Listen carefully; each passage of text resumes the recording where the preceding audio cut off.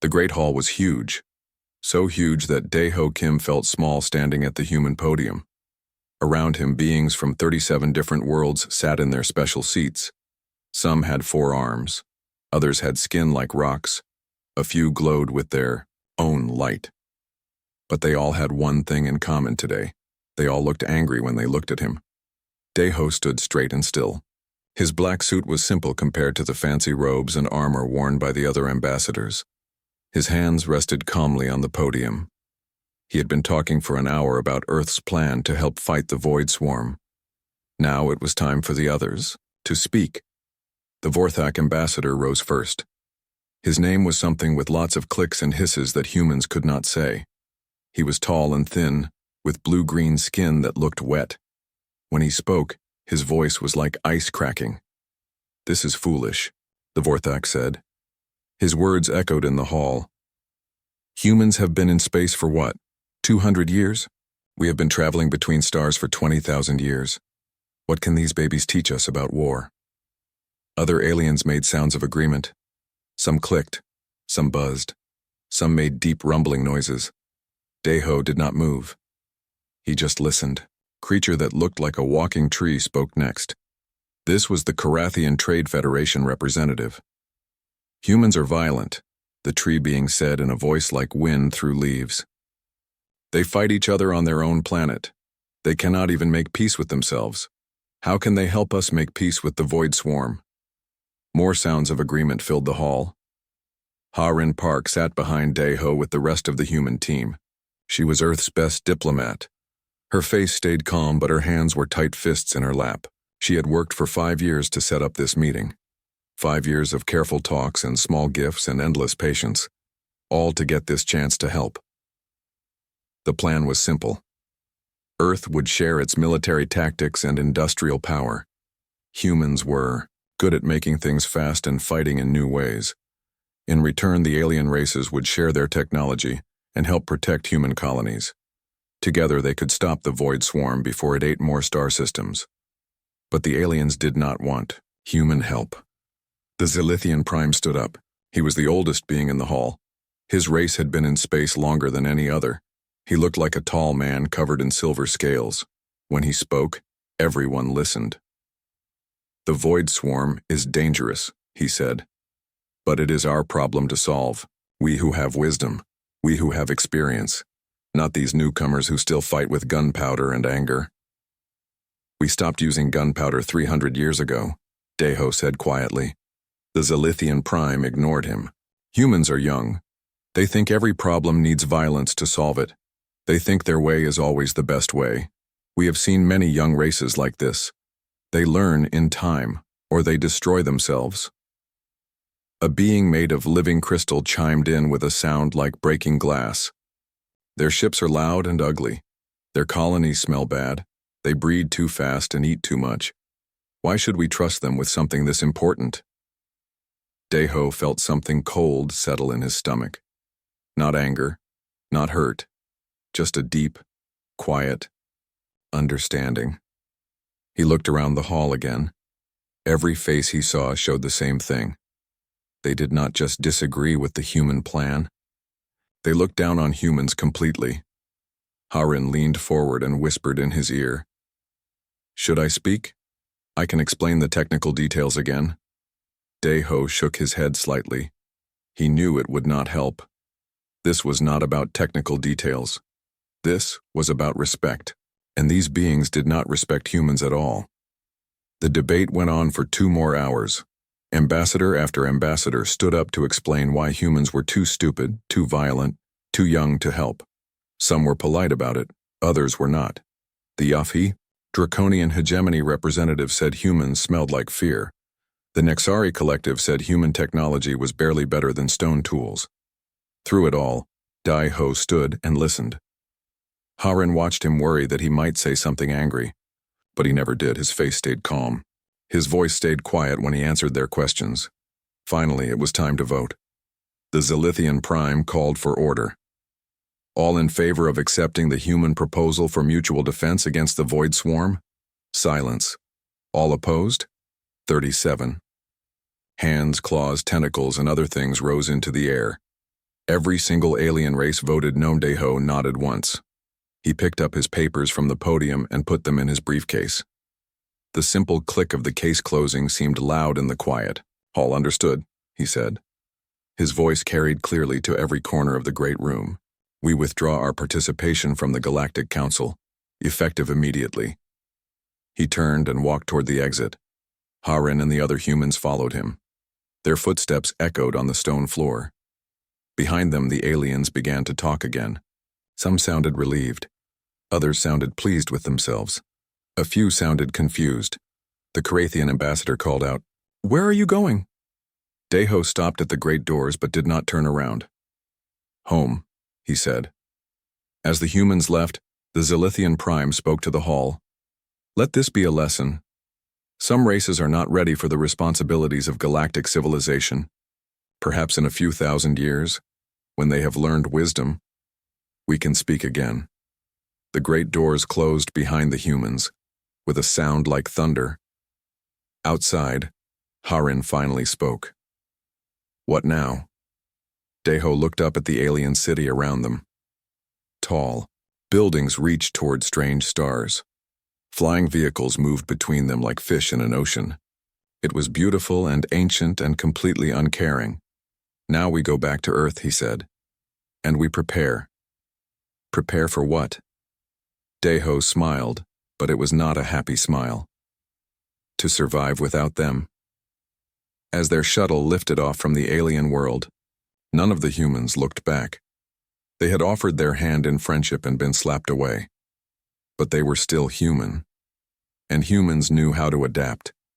They always had. So young Lee stood on the bridge of her ship and watched her home disappear. New Sol Colony had been built on a beautiful world with 2 suns and purple oceans. 50,000 humans had lived there for 30 years. Now it was empty. The last transport ship pulled away from the planet's surface. So Young could see the buildings they had left behind through the big windows of her bridge. The apartments where families had lived, the schools where children had learned, the parks where people had walked on quiet evenings. All empty now. "Captain," her first officer said, "all ships report ready for jump to hyperspace." So Young nodded. "Send the message." The communication officer pressed a button. A simple message went out on all frequencies. Any alien ship in the area would hear it. The message said, "New Sol Colony is now abandoned. All human claims to this system are ended. Good luck." That was all. So Young looked at the planet one more time. Then she gave the order. "All ships, jump." Space twisted around them. The stars stretched into lines of light. New Sol Colony vanished forever. This same scene happened in 100 different places across the galaxy. In the Kepler system, engineer Boram Sung was the last human to leave the big research station she had helped build. She worked with aliens there studying new kinds of energy. The work was important, but now it was over. Her Vorthak partner Zethmira watched her pack her tools. The blue-green alien seemed confused. "I do not understand," Zethmira said. "The research is going well. We are close to a breakthrough. Why are you leaving?" Boram closed her toolbox with a snap. "Because we are not wanted. But I want you to stay. The work needs you." Boram looked at her alien friend.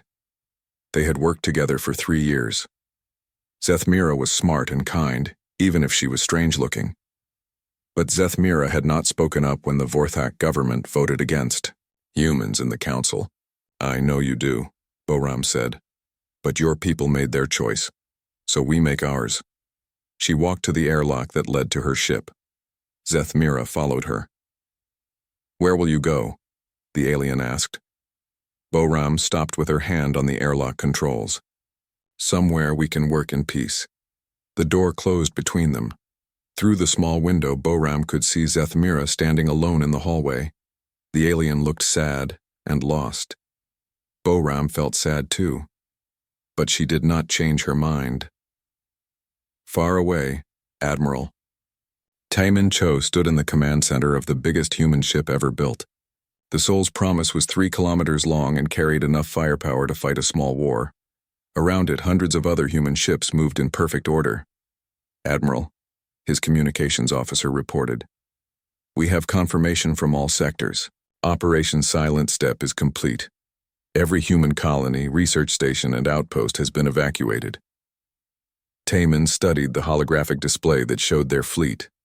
Cargo ships carried families and their belongings. Military ships carried weapons and equipment. Science ships carried research and data. All of them were heading away from the core worlds of the galaxy. Any alien ships trying to follow us? Taman asked. No, sir. Most alien governments seem happy to see us go. A few trade partners are asking questions, but no one is trying to stop us. Taman was not surprised. The aliens had made it clear that humans were not welcome as equals, so humans would leave. All of them. Every single one. It was the biggest movement of people in human history. 30 billion humans from 1,000 worlds all pulling up their roots at the same time. Ships that had never been designed for long journeys were loaded with families and furniture. Military vessels became moving trucks. Even luxury cruise ships were packed with refugees from their own success. But it was not random. Taman and other human leaders had been planning this for months, just in case. Humans had learned to always have a backup plan. Sir, another officer said, we are receiving transmissions from some alien governments. The Carathians are asking about trade agreements. The Nexari want to know about the research projects we left behind. No response, Taman said. To anyone, for anything. The officer looked surprised. Sir, even the Carathians have been good trading partners. The Carathians voted against us, Taman said. His voice was quiet but hard. They all did. We offered partnership. They chose rejection. Now they get silence. On his display, Taman could see the routes his ships were taking. They were not heading back toward Earth. They were heading out toward the edge of the galaxy, where few aliens ever went, toward empty space and unknown worlds. It would be dangerous. There were no safe harbors out there, no friendly ports, no allies to call for help, but there would also be no one to tell humans what they could not do. Back on the abandoned research station, Zethmira stood in the section where Boram used to work. The human equipment was gone. The human research files were sealed with codes she could not break. Even the coffee machine had been taken away. Other aliens were walking through the empty hallways. They looked lost. The station had been built for both humans and aliens working together. Now, with the humans gone, it felt too big and too quiet. The Draconian project leader called a meeting. We will continue the work, he announced to the remaining staff. We do not need human help. But everyone knew it was not true. The humans had not just been workers on the station, they had been the ones who made things work. They had fixed problems that others could not solve. They had come up with ideas that no one else had thought of. Without them, the research slowed down, then stopped. Within a month, the station was closed. This happened everywhere humans had worked with aliens. Trade routes that humans had managed fell apart. Factories that humans had designed stopped working well. Research projects that humans had started were abandoned because no one else understood them. The aliens had thought humans were just junior partners. Useful sometimes, but not necessary. They were wrong. In his private office, the Zilithian Prime studied reports from across the galaxy. Human colonies were empty. Human ships were gone. Human communications had stopped completely. It was as if 30 billion people had just vanished. Where did they go, he asked his aide. Unknown, Prime, our best sensors cannot find them. It is possible they returned to their home system. The Zilithian Prime shook his head. No. If they had gone home, we would still see their ships traveling. This is something else. He looked at a star map on his wall. Red dots marked the places where humans had lived and worked. There were so many red dots. The Prime had not realized how spread out the humans had become in just 2 centuries. Perhaps this is for the best, he said to himself. Young races often need time to mature.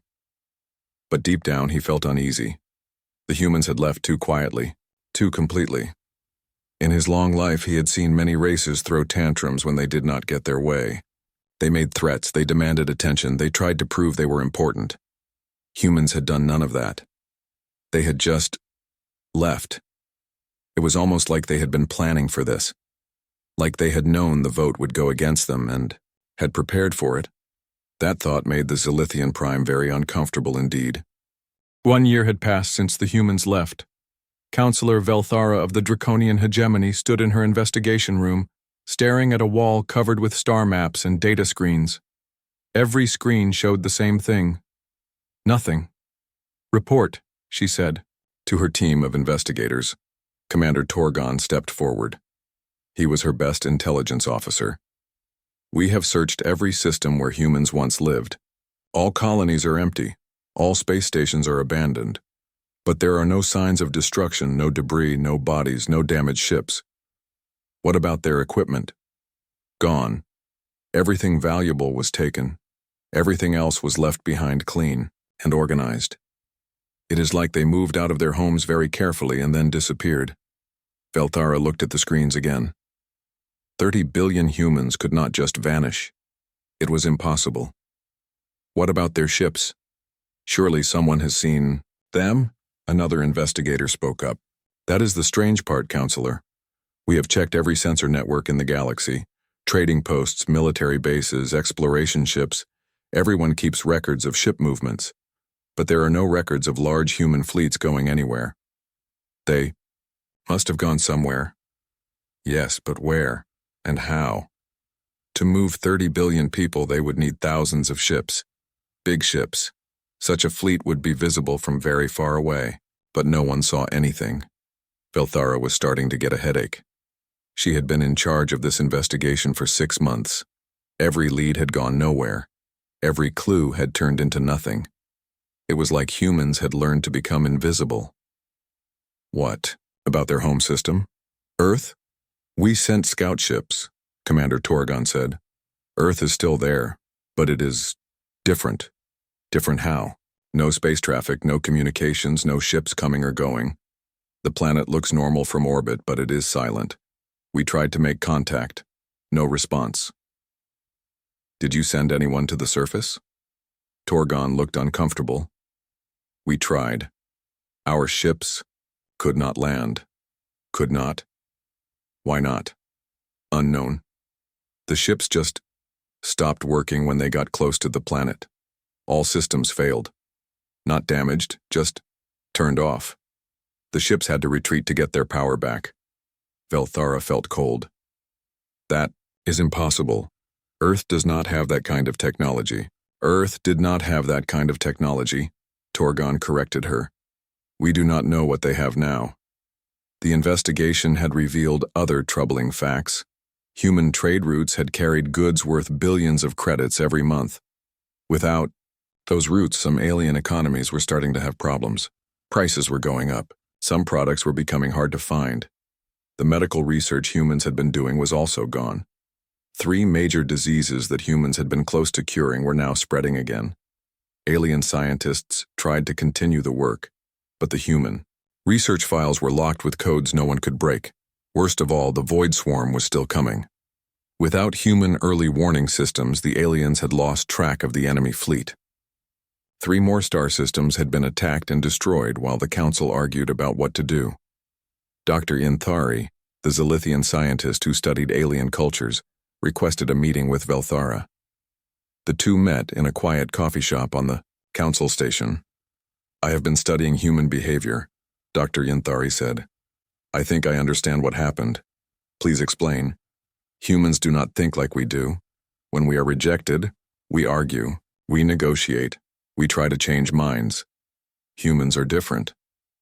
When they are truly rejected, they simply leave." Velthara sipped her drink. "But where did they leave to?" "That is the important question. I have been studying human history and culture. When humans are pushed into a corner, they do not surrender. They innovate. They find new ways to solve problems."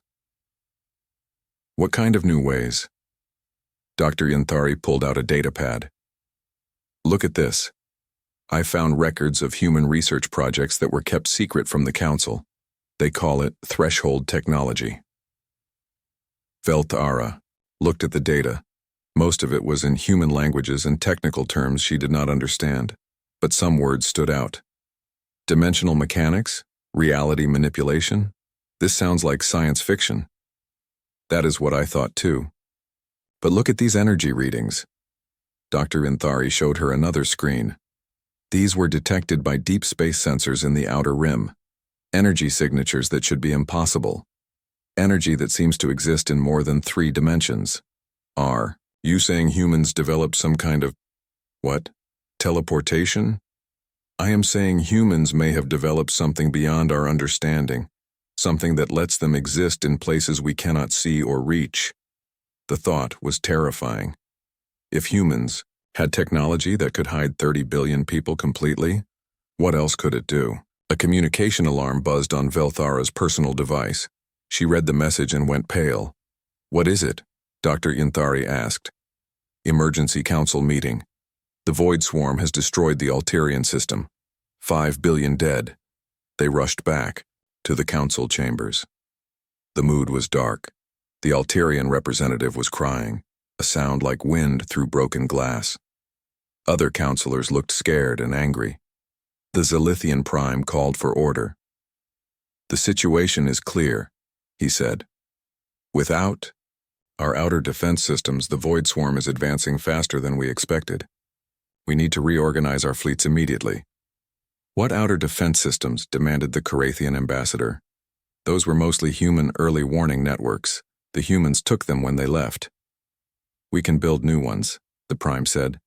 But he did not sound confident. With what? The Draconian military commander stood up. Half our shipbuilding capacity was in partnership with human factories. Our supply lines depended on human trade routes. Our intelligence networks used human scout ships. Uncomfortable murmurs filled the chamber. Everyone was starting to realize the same thing. Councillor Velthara stood up. I hate to say this, she announced, but we need to find the humans. We need their help. Impossible, the Vorthak ambassador hissed. We voted. The decision was made. The decision was stupid, Velthara snapped back, and now we are paying for it. The debate went on for hours. Some councillors still insisted that aliens could handle the void swarm alone. Others wanted to try to contact the humans somehow. A few suggested surrender. But everyone knew the truth that no one wanted to say out loud. They had made a terrible mistake, and now they needed the humans they had rejected. But the humans were gone. Vanished so completely that they might as well have never existed at all. In the empty space where New Sol Colony used to be, automated sensors still functioned. They had been left behind to monitor the system. If anyone checked the recordings from those sensors, they would see something impossible. Sometimes, just for a moment, the sensors would detect ships. Ships that were there and not there at the same time. Ships that existed in normal space but also seemed to be in other places, other dimensions, simultaneously. And if someone looked very carefully at the energy signatures of those impossible ships, they would recognize the design patterns. Human ships. But no one was looking. The aliens had bigger problems to worry about, and the humans, wherever they were not talking. The void swarm had eaten 17 star systems. Supreme Councillor Rethgas stood in the emergency command center and watched red marks spread across the galaxy map like a disease. Each red mark had been a living world. Now they were nothing but empty space and cosmic dust. How many refugees this time? He asked his aide. 2 billion from the Nexari home system. Their entire civilization is now homeless. Rethgast closed his eyes. When he opened them, the red marks were still there, still growing. How long until they reach the core worlds? At current speed? 6 months, maybe less. 6 months until the void swarm reached the heart of galactic civilization.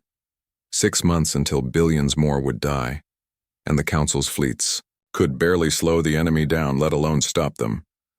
Sir, his aide continued, there is something else. Intelligence Chief Mordoon wants to see you. He says it is about the humans. Finally, Rethagast had been waiting for this news for weeks. Send him in. Intelligence Chief Morden entered the room carrying a sealed data case. He was a careful, quiet being who rarely spoke unless he had something important to say. Today, he looked troubled. Supreme Counselor, he said, I have discovered something about the human disappearance, something that changes everything. Show me. Morden opened the case and activated a holographic display. We captured a damaged Void Swarm bioship 3 days ago. Most of it was destroyed, but we managed to extract some data from its genetic memory banks. The hologram showed strange, twisted images. Alien technology that looked like it was grown rather than built. Ships that moved like living creatures through space. The Void Swarm keeps records of everything they encounter, Morden explained. Every battle, every world they consume, every enemy they fight. The records go back thousands of years. What does this have to do with humans?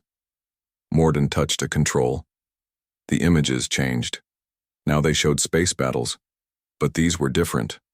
The enemy ships fighting the Void Swarm looked familiar. These are human ships, Rethgast said, but that is impossible. Humans have been gone for over a year. Keep watching. The battle scenes continued. But something was wrong with the human ships. They flickered in and out of existence. Sometimes they were there, firing weapons and launching. Fighters. Sometimes they seemed to fade away like ghosts, only to reappear somewhere else instantly. The Void Swarm calls them the Silent Fleet, Morden said. According to their records, these human ships can exist in normal space and somewhere else at the same time. Rethgast stared at the images. That is impossible. No one has that kind of technology. No one had that kind of technology. But look at this. The hologram changed again. This time it showed energy readings and technical data. These readings were taken during battles between humans and the Void Swarm. The energy signatures are beyond anything we understand. When did these battles happen? According to the Void Swarm records, the most recent was 3 weeks ago. Rethgast felt something cold in his stomach. 3 weeks ago? But we have not seen any human ships for over a year. Exactly. Which means humans are not just hiding from us. They have developed technology that lets them exist partially outside our reality. They can fight battles, travel between star systems, and live entire lives in places we cannot detect. The Supreme Counselor sat down heavily in his chair. Are you telling me that while we have been searching the galaxy for humans, they have been right here the whole time? Fighting the Void Swarm without us even knowing? It appears so. And they have been winning? Morden hesitated. The records are unclear. The Void Swarm is still advancing toward the core worlds, but their advance has been slowed. Many of their attacks have failed, and there is something else. What? Fear. The Void Swarm genetic memories contain emotional data. They are afraid of the Silent Fleet. A race that has consumed entire galaxies is afraid of humans. Rethgast looked at the holographic battle scenes again. The human ships moved like nothing he had ever seen. They appeared from nowhere, struck with incredible force, then vanished before the enemy could respond. It was like watching ghosts fight demons. Can we contact them? We have tried. We sent messages on every frequency humans ever used. We broadcast from their old colonies and stations. We even sent ships to Earth. What happened to the ships? Same as before. All systems failed when they approached the planet. But this time, we got a brief communication before our ships had to retreat. Rethgast leaned forward. What did it say? 5 words. You made your choice. Goodbye. The message was clear. Humans knew the aliens were trying to find them, and they did not want to be found. Over the next few weeks, more evidence appeared. Deep space sensors detected impossible energy readings in empty systems. Trading posts reported seeing ships that were not quite there. Military patrols found Void Swarm wreckage with weapon damage that matched no known technology. The humans were everywhere and nowhere, fighting a war that the aliens could barely see, protecting a galaxy that had rejected them. Dr. Inthari requested another meeting with Counselor Velthara. This time they met in Velthara's office, away from curious ears.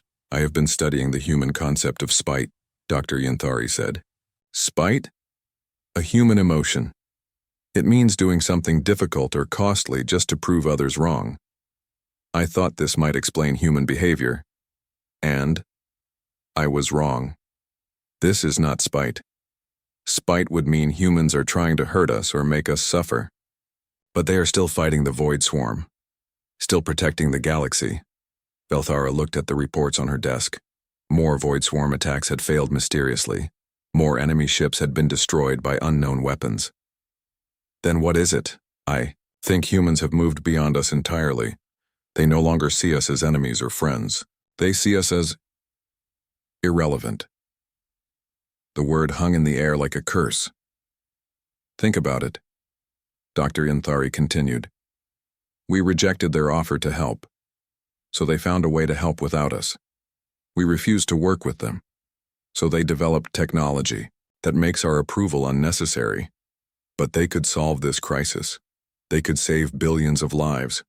Why do they not contact us? Dr. Yinthari was quiet for a long moment.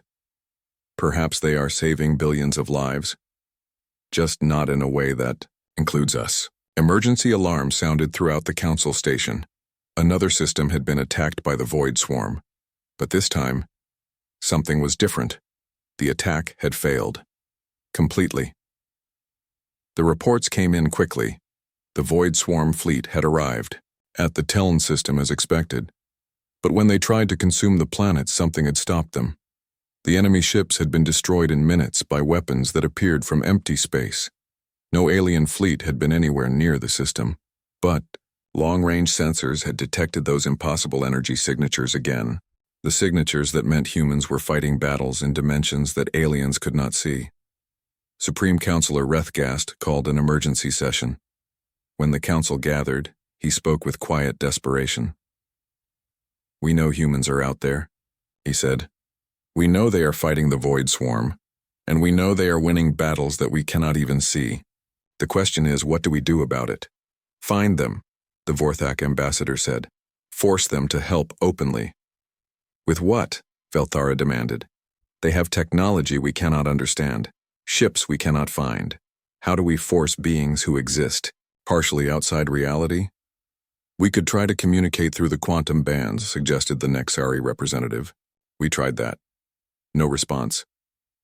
"What about threatening to destroy Earth?" The room went silent. Everyone looked at the being who had suggested that.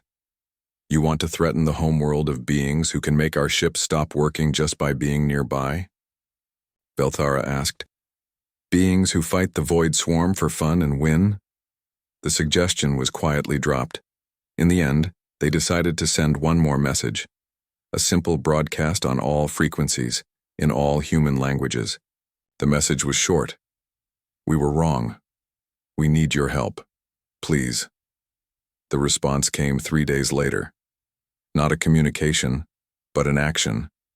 The Void Swarm's main fleet, the one heading for the core worlds, simply disappeared. All of it. Thousands of enemy ships vanished from sensors as if they had never existed. The galaxy was safe, but the humans still did not answer their calls. The Void Swarm reached the galactic core on a Tuesday. Admiral Kethwan of the Council Defense Force watched from his flagship as thousands of enemy bioships poured into the Nexus system like hungry insects. Behind them, space itself seemed to burn with dark energy. "All fleets form defensive positions," he ordered. His voice was calm, but his hands shook as he gripped his command chair. This was the last stand. Everything they had was here. Every ship, every weapon, every desperate hope. The battle lasted 6 hours. The aliens fought bravely. They fought cleverly. They fought with everything they had learned in thousands of years of space combat. It was not enough. One by one, the Council fleets were destroyed. The Draconian heavy cruisers lasted longest, their thick armor holding against the Void Swarm's acid weapons, but even they fell in the end. Admiral Kethwan's flagship was the last ship left fighting. Half his crew was dead. His weapons were almost gone. The enemy surrounded him like sharks around a dying whale. He opened a communication channel on all frequencies. His final message went out to anyone who might be listening. "This is Admiral Kethwan of the Galactic Council Defense Force," he said. We have failed. The Void Swarm has broken through our last line of defense. The core worlds are defenseless. If anyone receives this message, we tried. We failed, but we tried.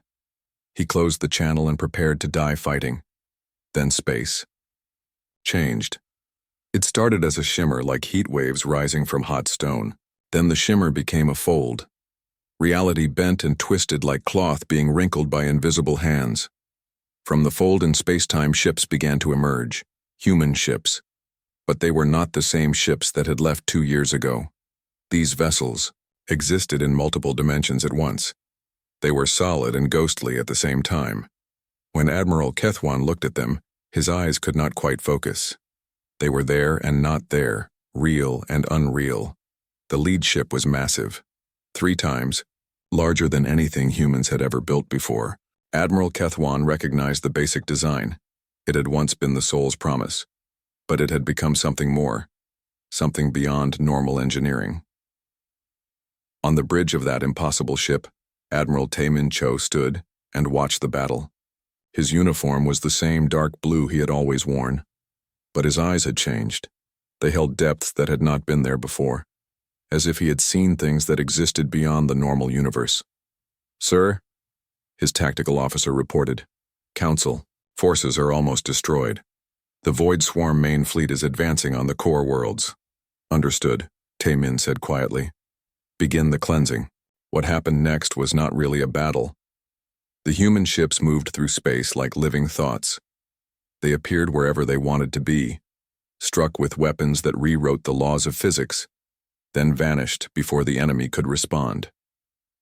The Void Swarm tried to fight back. Their bioships fired acid streams and launched swarms of smaller attackers. The weapons passed through the human ships like they were shooting at ghosts. Then the human ships became solid again just long enough to return fire. It was not a battle. It was an ending. The Void Swarm died completely. Not just their ships, but their entire existence. They did not explode or burn. They simply stopped being. Where thousands of enemy vessels had been, now there was only empty space that looked somehow cleaner than it had before. The entire engagement lasted 12 minutes. When it was over, Admiral Kethwan found his damaged ship surrounded by impossible human vessels. His sensors could not get a clear reading on them. His weapon systems had no target locks. It was like being surrounded by armed angels. A communication came through on his emergency channel. The voice was familiar but different. Older, sadder, wiser. "Admiral Kethwan, this is Admiral Taemin Cho. Are your people safe?" Kethwan looked around his damaged bridge. Half his crew was injured, but they were alive. "Yes," he managed to say. "We are alive." "How? What? How did you do that?" "We learned," Taemin said simply. On the council home station, emergency alarms were ringing. The attack everyone had feared was happening. But then the reports started coming in. The Void Swarm fleet was gone. Not defeated. Gone. Vanished so completely that sensors could not even find debris. And human ships were approaching the station. Induri. The Great Council Chamber. The surviving representatives gathered quickly. Many were refugees from destroyed worlds. Others had traveled here for the final evacuation. All looked tired and scared. Then the doors opened, and Ambassador Dae-ho Kim walked in. He looked exactly the same as he had 2 years ago. The same black suit, the same calm expression, the same quiet confidence. But something in his presence made the huge chamber feel small. Behind him came other humans, Captain So-Young Lee, Engineer Bo-Ram Sung, others the aliens recognized from before. They all looked unchanged, as if time had flowed differently around them. Dae-ho walked to the same podium where he had stood during the vote that changed everything. The chamber was completely silent. Counselor Velthara found her voice first. "You came back," she said. The words came out as a whisper. "We never left," Dae-ho replied. His voice was gentle but final. "We simply learned to exist where you could not reject us." He placed a small crystal device on the podium. "The galaxy is safe. The Void Swarm has been contained. The threat is over. Contained how? The Zilithian Prime asked. They no longer exist in any dimension that can threaten living worlds, Deho said. We removed them from reality itself. The words should have been impossible to understand. But, somehow, everyone in the chamber knew he was telling the truth. Supreme Counselor Rethgast stood up slowly. We were wrong, he said. About humans, about everything. We need to apologize. We need to make things right. Deho nodded politely. Your apology is accepted, but it is not necessary. We could work together now, Velthara said desperately. Share technology, build a better galaxy. Perhaps, Deho said, when you are ready to meet us as equals rather than judge us as inferiors. He turned to leave, but the Carathian ambassador called out, Will we see you again? Deho stopped without turning around. We are always here, he said. We protect the galaxy because it is the right thing to do, not because anyone asks us to. But will we see you? Now Deho did turn back. His expression was kind but distant. Look for us in the spaces between stars, in the quiet moments when danger threatens and help comes from nowhere, in the victories that happen without explanation. That is not an answer, the Vorthic ambassador said. It is the only answer. Deho replied. We offered to work with you openly. You chose to reject that offer, so now we work alone, from beyond your reach. The crystal device on the podium began to glow softly. This contains data about the Void Swarm, how they work, where they came from, how to detect them. In case others like them ever appear, you will be ready. Why give this to us? Asked the Zilithian Prime. Because you deserve to defend yourselves, and because we will not always be here to save you. The chamber filled with impossible light. When it faded, the humans were gone. The crystal device remained on the podium, glowing with soft blue light. Later, when scientists studied the crystal, they found information that advanced their understanding of physics by centuries. Defensive technologies that could protect entire star systems. Sensor networks that could detect threats from other dimensions. But they also found a message, written in simple text. To the Galactic Council. We bear no grudge. We harbor no anger. We simply learned that some relationships are not worth maintaining. The galaxy is your home. Protect it well. We will be watching from the spaces you cannot see, ready to help when help is truly needed. Not because you deserve it, but because life is precious. Humanity. Years later, Dr. Yanthari published a study about the human departure and return. She called it, The Silence That Speaks, How Humanity Transcended Galactic Politics. In her conclusion, she wrote, Humans did not disappear to punish us.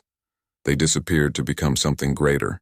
When we rejected their offer of partnership, we forced them to find a different path.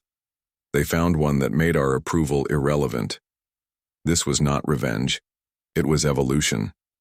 And in the spaces between stars, where normal physics bent and twisted, human ships continued their patrol, protecting a galaxy that had once rejected them, asking for nothing in return but the quiet satisfaction of doing what was right. The Void Swarm was gone. The galaxy was safe. And humanity had learned the most important lesson of all. Sometimes the best response to rejection is not anger or sadness, but simply becoming so magnificent that rejection no longer matters. In absolute silence, the humans had walked away. In absolute power, they had returned, and the galaxy would never be the same.